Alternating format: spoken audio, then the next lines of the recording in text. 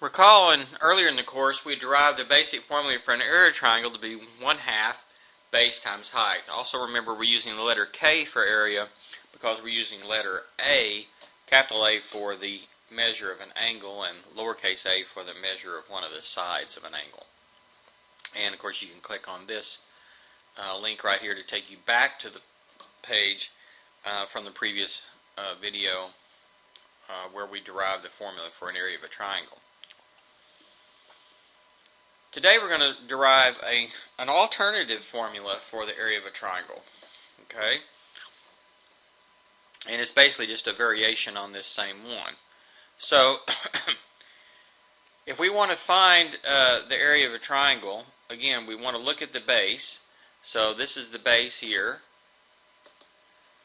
and we'll call that base B. Take that side B, side AC, and extend it so that we get a full line. Then drop an altitude from point B to that side AC, that line AC. So that's going to make a perpendicular to that line. Now notice, depending on the shape of the triangle, this point X where these two lines intersect might be inside the triangle. So it might be C, then X, then A, in that order. X might be between there. A might be the one in between, CAX, like that. Or it might be XCA. So there's a few different cases there to look at. But that is that's the height H. Okay? Now, let's take a look at this triangle. I want you to notice that there's a right triangle formed here at CXB. And one side of this, the side opposite angle C, is H, and A is the hypotenuse. So, notice that the sine of angle C is H over A. Now, let's look at our other cases. If we're here, now angle C is actually, well, let's see here. Angle C is actually here, an obtuse angle. But this angle right here, the smaller angle at C, is pi minus C. So the sine of pi minus C is H over A.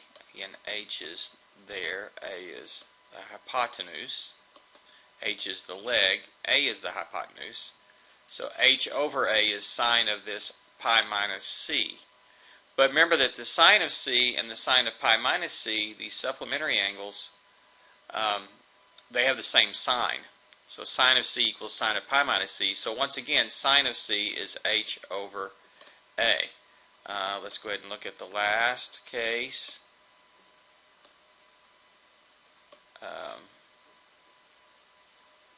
Say here, and again, now we're looking at a bigger triangle here, but again, the sine of this angle C is H over the hypotenuse, which is A. So whichever the three cases that are where we are in, we get sine of angle C is H over A. So let's work with that. Sine of angle C is H over A, we see right here. Solve this for H by multiplying both sides by A, and we see H is A times sine of C. Replace the A times sine of C in place of the H in this formula we had before, and I'm just going to reorder this using the commutative property, and we get 1/2 A times B times sine of C. And so this, what you see in red here, is an area formula, which is basically you can use it in the side angle side case when you know two sides, A and B, and you know the size of the angle between them, you can solve for the area.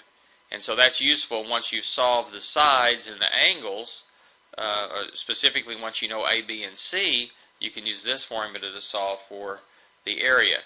Now notice our initial labeling was kind of irrelevant, so we could have drawn our altitude from any of the sides, chosen any one of the sides to use as base, and found H being the length of the altitude from that side, from the opposite, to that line containing that side from the opposite vertex.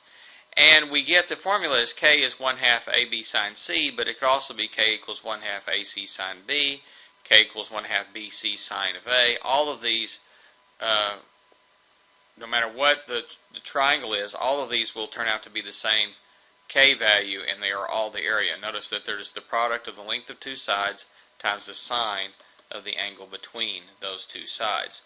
And so this is going to be probably the most useful formula, so we can do this without actually computing what H is and find the formula. There is a formula there, and it solves for the area of the triangle. So we'll use that for solving for areas of triangles.